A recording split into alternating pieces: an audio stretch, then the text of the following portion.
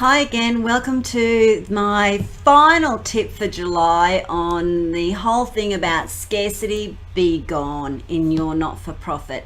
And my tip number 3, my final tip, to me is probably my most favorite in this tip series because I think it actually goes to the very core and the very heart of the matter.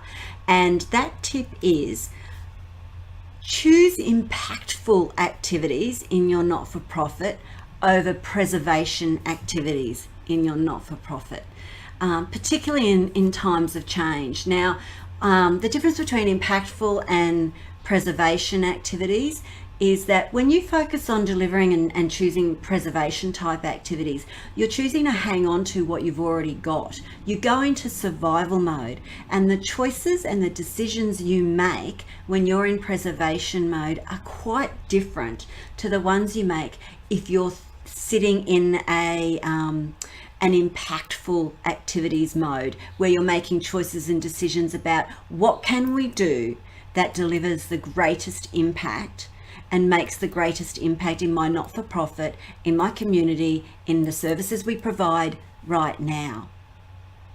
So for example, if you were doing a preservation activity, you'd be focusing on how do we keep our jobs? How do I hang on to just the people we already service? How do we, hold on to those sorts of things?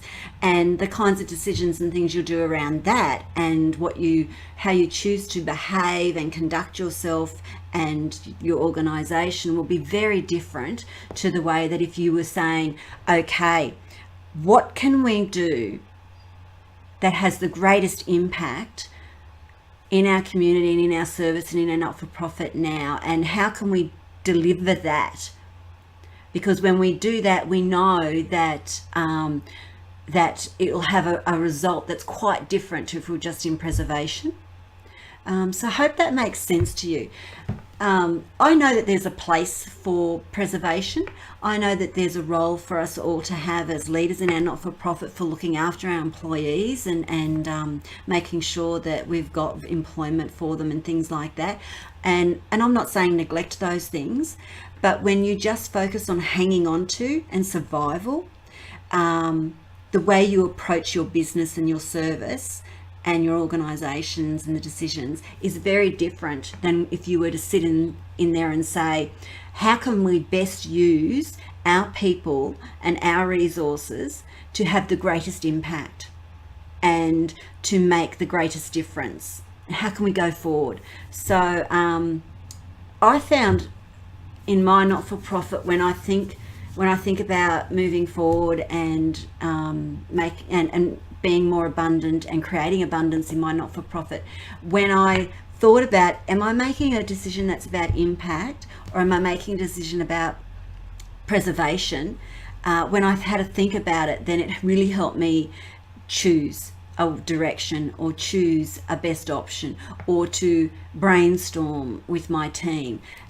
So yeah, choose impactful activities over preservation activities.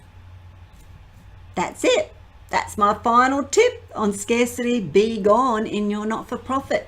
Again, visit me at my webpage for my blog on this, www.newskyconsulting.com.au. I'd love to see you there. And I've also got a tool out called the Authenticity Leadership Profile, which is a really good way for leaders to identify their values and how that aligns with the values of their organization, which is really key when you're talking about how do I add value and what is the value we deliver in our service. So check out my blog on authenticity in leadership to see that as well. So I hope to see more of you. Thanks for joining me again. And that's it for July and scarcity be gone. I hope you manage to get out of the scarcity spiral. Thanks. Bye.